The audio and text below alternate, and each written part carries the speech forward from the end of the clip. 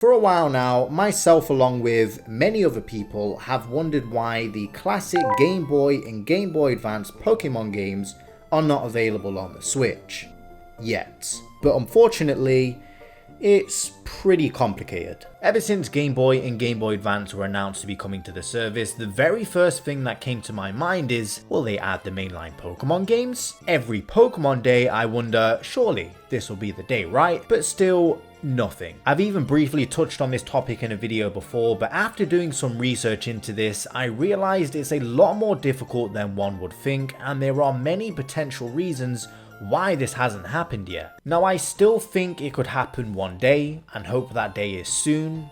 Copium? Probably. But leave me alone, it helps me sleep at night. Firstly, we have to ask the question, would they actually want to release these games on NSO?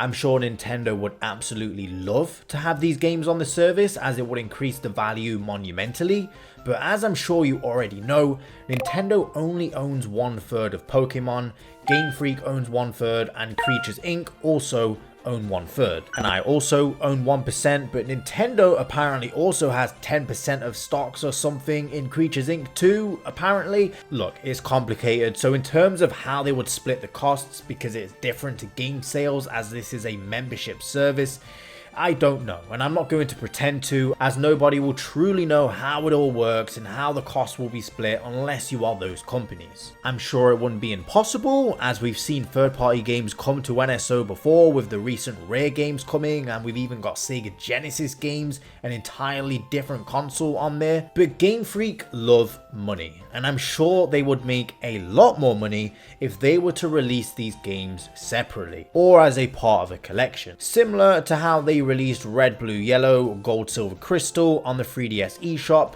but mind you, that was the only option back then. But this leads me to my next point, the issue with cloud saves and Pokemon Home connectivity. Many people think this is another reason the games won't come to NSO, as all of the different NSO apps support cloud saves, and Pokemon games usually do not support cloud saves, so people can't easily clone Pokemon. This would especially be a problem if they did have home connectivity, as I'd be able to transfer all of these illegal dodgy Pokemon to the modern games. Well, then you could just say don't have home connectivity. Even then, I'm sure they wouldn't want people playing these games with the possibility of cheating like this. The same also applies for save states and rewinding, as every time you cheat in a Pokemon game or play an illegal ROM, Masuda grows an extra nipple. But seriously, if they were to try and get around this, they could have a separate NSO Pokemon app that doesn't support cloud saves, save states, rewind functions, etc., and also has home support. Or they could just release them in the eShop as standalone titles. I'm pretty confident if they were to ever re-release these classics, having home connectivity would be a must, so they can make even more money from you by selling this service. And honestly, I do want them to have home connectivity. They did it with Pokemon Bank, and I would like to be able to take my Pokemon from these games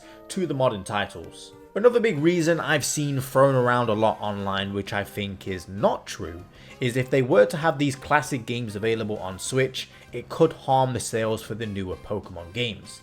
And I just don't see that being the case. Again, we've had the original Game Boy games available before on the 3DS, which came out in the same year new mainline Pokemon games released, that being Sun and Moon. Not even the Game Boy Advance titles would take away sales from these games in my opinion, and if they did, it would be very minimal. Game Freak would simply make more money if they were to release the classics, as not only would Pokemon fans be buying all of these, but they'd also be buying the newer games too.